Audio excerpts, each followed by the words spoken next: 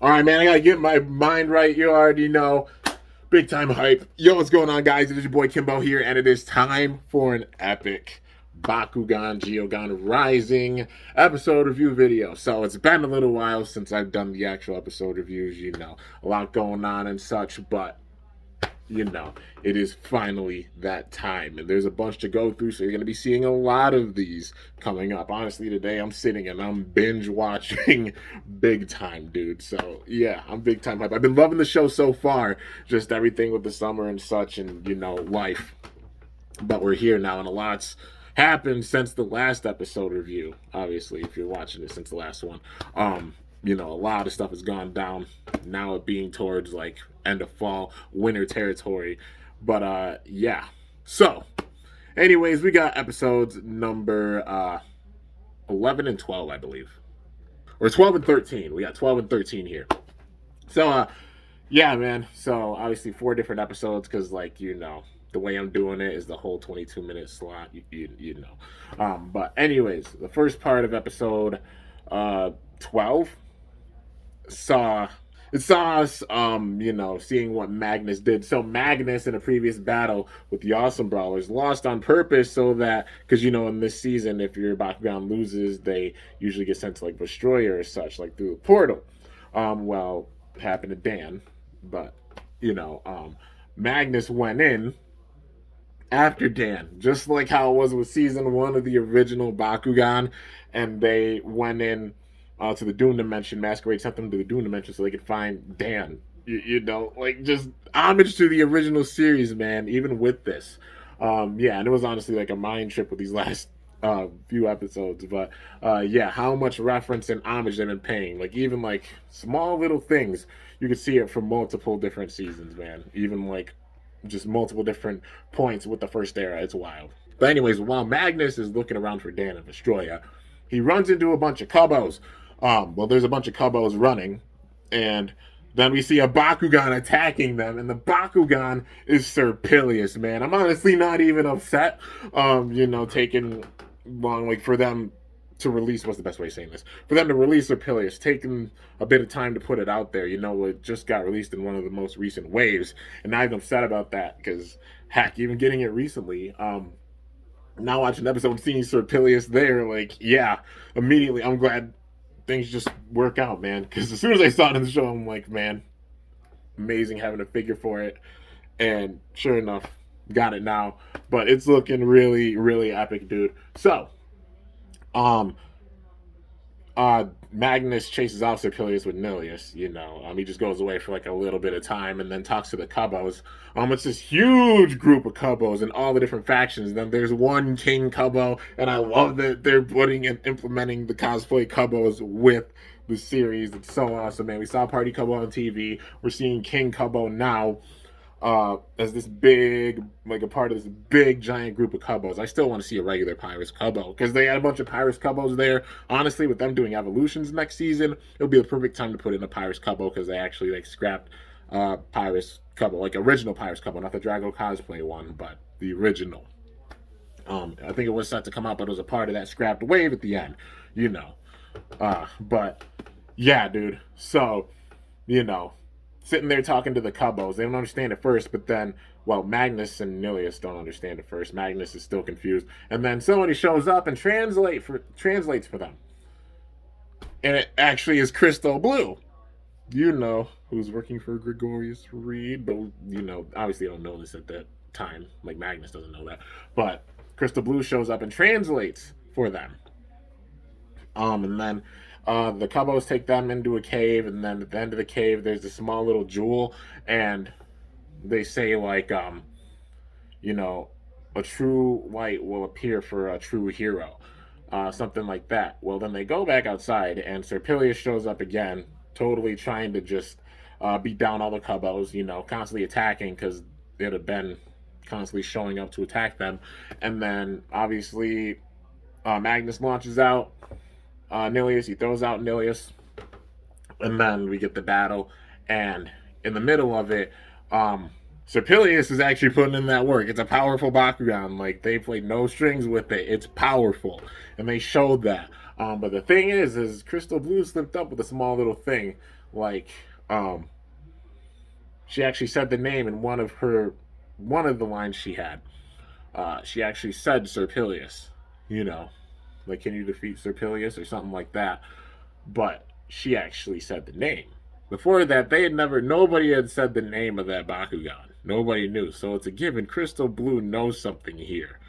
Like, yeah, as a part of Gregorius' Reed's group, and the way they're setting this man up is really, really awesome because just showing he's a one step ahead. Anyways, getting into it. Um, One of the couples goes out in front because he literally listened to Magnus what he said, like, I'm going to defeat Dan Kuzo and I won't run away ever again. It doesn't matter what obstacles I face, whatever power struggle I face, I'm going to face it head on and I'm going to show my strength, like along those lines. And then that couple remembered that and actually stood in front of them while they were battling and actually stood up to Sirpilius and actually did a move and hit Sirpilius with it. And then Sirpilius was about to attack it, but then all the other Cubos went around that Cubo, including the King Cubo, and their combined power, they beat Sirpilius, which was really cool. But at the same time, Magnus laid back. He told Nelius to lay back so that he could get the courage. Because as soon as he stepped down in front, Magnus smiled, so he knew. And then afterwards, like, basically said the same thing, you know. At first they were saying, like, oh no, this Cubbo right here is the true hero. You didn't do anything. And then that Cubbo was like, no, that's not true. I know what you did. You stood on the side so that we can all have the courage to battle together and defeat Sirpilius. You're the true hero. And then gave Magnus the jewel. The jewel was actually a portal. So, you know, it made a portal back home. And Magnus, like Crystal Blue said, it's a portal back home. And Magnus was like, why would I want to go back there and look for Dan Kuzo? And then Crystal Blue straight up just says, Dan Kuzo's already returned home. I just didn't tell you before. And then walks off, and then he's like, why you? So it shows she was playing mind games. She knew the name of Sirpilius, for one. It's like she set up the whole scenario, like a little bit in a way. I don't think those couples are evil. No way. But like Sirpilius, just maybe she's the one responsible for it. Like for Sirpilius, we'll have to wait and see, you know. But she knew its name, and ironically, it's a portal back home. And then she just goes through casually. Come on, man. You know, Magnus is thinking something is fishy. Something's a little fishy with this. But yeah. Anyways, that's the end of that episode. Part 2. We go back to the awesome brawlers in their hideout, you know, damn with them. And they're thinking of a strategy because they have the upcoming battle. And with the upcoming battle, it's in the. I love how they're doing this, man, because they have the battle with the other reps of the Great Council. So that being Villock and Goreen, and it's going to take place in 6 different attributed worlds, man. And it's awesome, man. Like 6 different themed worlds, and I'm so glad they're bringing that back. It's an homage to the original Bakugan because they, if I could talk, Destroya was actually in 6 different worlds. But then it started to converge once, you know, all the madness happened with Naga and Wavering in the Infinity Core and the Silent Core. You know, that's how we got like the dual attributed Bakugan, even though they never made Centurion and Truman. Yes, I'm going to mention them. They were awesome, and I wish we would have got figures for them. But anyways, yeah, 6 different worlds with this, and absolutely love it, dude. So there's different areas of Vestroia. It's like Vestroia is a planet, but then I think there's certain parts of Vestroia that are focused on one faction. You know what I mean? Like the big time, and these are the different worlds. That's what I'm thinking. But yeah, dude. So, anyways, I'm thinking of the strategy with this, and then in the middle of it, Shun's like, well, I have a problem. I'm actually not that good with water. Like, I'm not good with swimming. Because they were going to have it where, obviously, the respective brawler battles in that respective world. So, Winton and Ventus, Leah and Hayash, you know, etc., etc. But not Winton, Shun having the issue with swimming, you know, puts a damper in things. So, Dan's like, I've got an idea. And they ended up going to the beach. And this, you already know it tugs at the heartstrings. Because come on, man. The beach, just going to the beach on vacation like a couple weeks ago. Man, I'm like, really? What? It's like, mind blown a little bit. But, yeah. So they're sitting on the beach. And then Leah gets mad. And she throws the beach ball at Dan. Like, how is this helping with Shun's training? What training are we doing? And then there's a few kids that show up, right? and they're talking with Shun. Because, well, Sharktar was like, I'll show you how to swim. I'll teach you how to swim. All right, go ahead. Go in. Just the demeanors of all of the Bakugan. I love it how they still have their wild demeanors and such, even being their partners. Um, but yeah, Shun's like, I don't know, and sitting there thinking about it. But Sharktar's like, you see that little girl out there? She's even swimming and such. And then a few kids showed up, and they're surfers. They're part of like a surfing crew, and they start while they're like, it's Shun, and like fanning over him, and then everything, and then they go out in the water, and they're like, let's get a shot out here, and then he's like, I actually don't know how to swim, and then they start mocking him like, oh, Shun of the awesome brawlers doesn't know how to swim. You know, it's a typical thing. I was feeling bad for Shun. I'm like, hey, okay, some people don't know how to swim, it's fine. um it happens, and just mocking, that whole lesson of like, don't be mocking people like that. But anyways, Dan shows up and is like, I suggest you stop messing with Shun. But then Sharktar's like, this is our problem and we got to deal with it. So then they do. So they all launch out their Bakugan, and then Shun launches out Sharktar. While they launch theirs out, the girl has a Jetra, dude. Jet Kuso. He won the Invitational. His design Bakugan. We see his design in the show, and it looks awesome, man. Jetra's design is sick. Definitely wanting. You already know, gotta get Jetra. Kept up with Simoga, and now definitely gotta get Jetra. But anyways, man, this design's really sick. And then the other surfers actually had spear fins. I haven't even like unboxed or reviewed spear fin yet, but they're putting out. We've seen this before. They put out some of the Bakugan that we had been seeing like towards the beginning of the season, towards the very end. Like they did a little bit with the first season, with the waves, but not even upset or anything. But yeah, man. But anyways, yeah, this was sick. And then they all go out to sea and start battling in the sea, and then Shun sitting there not able to do anything. So it's basically 4-on-1. Sharktar trying to fight all of them, and then the Awesome Brawlers are all looking on. Shun's putting on a suit. He got a scuba suit. Designed by Kazami Enterprises, and then jumps in. Well, he's sitting there staring for a little bit, but then he gets over his fears, he faces them, and then jumps right in, man. And then he's sitting there struggling. He's like, ah! And then Sharktar's like, what are you doing? It's just, oh man, it was really funny. But anyways, Shun's getting his courage up, and then he actually gets a Geo Core because he overcame his fears and everything, and having that true bond with Sharktar led him to him getting his Geo Core. I think at this point they all have their Geogan, right, respectively. Yeah, because Achilles with Dan, Mantrapod with Lightning, Shun has Talon, Leah has Leah has Arachnia. That's right. Ajit has Titan King. Yeah, Shun was the last one that needed one, and this is the episode where he gets it. So he actually has Stingzer. So in place of Sharktar, Stingzer shows up, and then they whoop butt and get the win. And basically the surfers are like, "Wow, that was gutsy," jumping in a gnarly wave like that. And Shun's like, "Well, I had no choice, really." Um, But then after that, everything was chill and cool, all that good stuff. And yeah, so that's the end of that episode. Honestly, dug it big time. You already know, dude. Just the big time story with all the the cosplay couple in there. All the couples still want a Pirates couple for sure.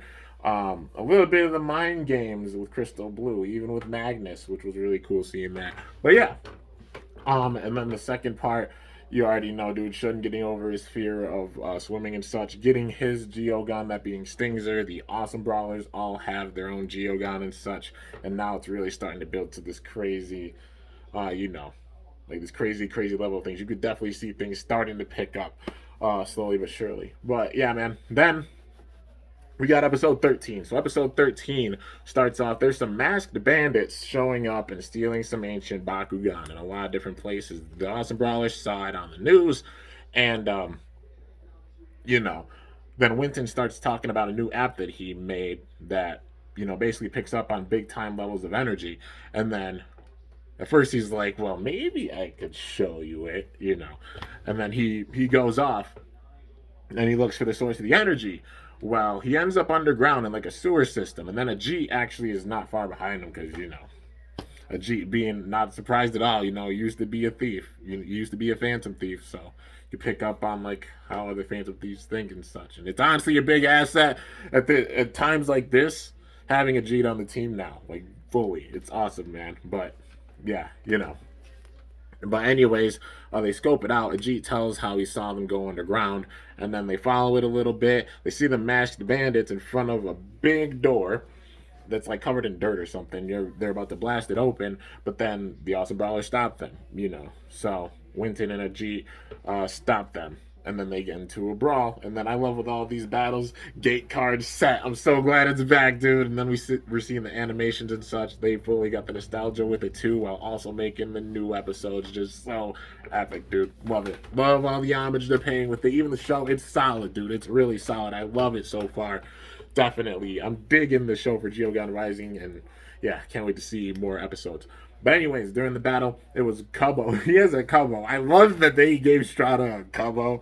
It's so sick, man. Yeah, I'm surprised they didn't give him like the cowboy Cubbo, but still, like he has a Ventus Cubbo, which is pretty cool. And then Hydronoid. And then obviously we had Pinsittar and Talon, and then in the middle of the battle, they managed to win it. Well, Pinsittar and Falcron, but then Winton sends out Talon, and then with Talon, they get the win. Essentially that, and then they get a call on the phone. The masked bandits do, and you just hear, "No, it's past the deadline. You failed and have not got it by the deadline, so I'm not interested." Okay, well, we gotta go. And then they go, and then they figure out that this group of masked men are being controlled by someone else from somewhere else. But then at the same time, Dan's got the app, Winton's app, and then he's finding like his own source of energy. And what he picked up on was the geocore. That's what the reading was. And then Dan was picking up on it, but he was on the surface. And then it vanished because the battle was over, and he's like, where'd the energy go? He looks over, right in front of AA Animus is Gregorius Reed with a bunch of news reporters and such around him, because Gregorius Reed, keep in mind, is a billionaire. He's a very rich, very well-known man in the city. And so he's over there talking with them, and then he immediately shows up. Like, Dan immediately shows up, and he's like, what did you do? Like, what did you do with the crystal? Because obviously the events with the crystal that led to everything with the Geogan going crazy, so they know each other at this point, But nobody else knows that. And even Gregorius Reed, dude, this small little area right here, this little sequence was wild. He pretends like he doesn't know Dan, like in front of the reporters. He's like, Dan Kuzo, it's so nice to finally meet you. I'm sure we'll be seeing a lot more of each other. Literally with the most smug look on his face. And Dan's obviously sitting there like what? He's playing mind games with him big time. It's like he's saying, I've got my whole facade as Gregorius Reed. I've got this whole second wife as a masked man, while behind the scenes pulling the strings, but loved and respected right now in the city, and having all that money and such. Sometimes money can make corruption, and then leading kind of to this. Yeah, and you can see it with Gregorius Reed, man. Even the way he's just talking to Dan at this point, you can tell in his head he's like, you're not going to be able to keep up with me, because everything, he's been one step ahead the entire time, man. It's definitely been the awesome brawlers that have been on the chase for Gregorius Reed, and figuring out everything. They're the ones that are on the big time chase, which is awesome to see that, man. Like, they started a little bit with this kind of theme with Havoc. Well, I mean, you see it with every single season. Like, you saw it with the first season with Tico, you saw it in the second season with Havoc, but especially this now. Like, every single step, he's a step ahead, man. But yeah, it's just so sick, man. And the mind games he's playing already, I'm like, it's exciting for sure, man. But it's a given. He's going to be the ultimate evil of this. There's no doubt about it. He's the ultimate evil of this. But then we got the next episode, and with this one, since they failed, the bandits, instead of going from underground, they tried from the skies. But before that, Kravitz actually invited them to AA Animus to talk to them, that being the Awesome Brawlers, invited them to AA Animus. They were sitting and talking, saying like the masked bandits, and showing pictures of the battle with Ajit and Shun, against them. They had images, and just saying, we need your help again, because they're not going to give up. And then, sure enough, during that meeting, they're shooting down from the sky out of a freaking plane, And, they're landing, and then they all decide, we're going to battle on the outside. We're all going to battle on the outside, the Awesome Brawlers. And then, Dan, you go in the middle and protect the treasure. That way it's not like a pincer attack or anything, which was smart, So they all battled on the outside. Dan went deep inside, like the museum and such. Well, soon to be the museum, but looking for where the ancient Bakugan was. And there's a mysterious masked man walking off with it in his hand. He turns around, got a gold mask on. It's okay. It's obviously Gregorius Reed. You could tell he's got the suit and everything, and even his hair, he didn't even switch up or anything. Literally just has a mask, but it's the whole like plot thing of, oh, he has a mask. I don't know who's behind the mask, even though you can see all the other details and such with them. I mean, I like it. I dig it. I still dig how like Gregorius Reed's personality is and everything. They built him up to be a big time awesome evil villain that's always a step ahead and such. With everything, just using his money and such to even get ahead. Definitely wish they would have given him like kind of an alter ego type of suit, like like a dark black suit or something that had like some special like designs on it. That didn't show, and the mask's not showing so much of his face because like the hair, it's like the same exact style. Like even like switch it up just a little bit or something. Yeah, or even like a bigger mask. You know what I mean? That way it's a little bit harder to tell. But anyway, still really, really awesome setup here. And then we get a battle between we'll say the masked brawler, and Dan. Well, Dan sending out Drago, and then the masked brawler actually counters with Smartillion. And they're like, what? What are you doing with him? I do not take orders from you. Because it kind of shows. Arliss, I love how they built up Arliss with this reboot. They're showing the whole theme for it from the beginning has been balance. The core cells with Vestroya, the balance with that.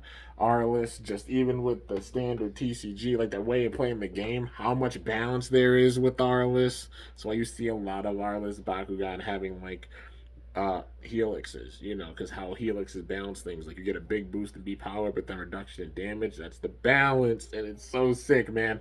But seeing it even with this, it's like people's ideals. That's how you see like Villock and Goreen. Seeing both sides with things is balance, but still, they're starting to lean towards another side. But that's the balance, the Arliss balance. That's why I love Arliss so much, dude. Just the balance and just so much lore and everything with it. And now ancient Bakugan, even more ancient Bakugan coming into. You already know, dude. And the setup for the Arliss world being a Coliseum. Oh, like ancient Greek architect. It's so cool. It's so freaking cool, man. Come on. But anyways, Smartillion versus Drago. Smartillion's a beast. It's a given. And now siding with Gregorius Reed. It's a given. Well, Master Brawler, I'll say both.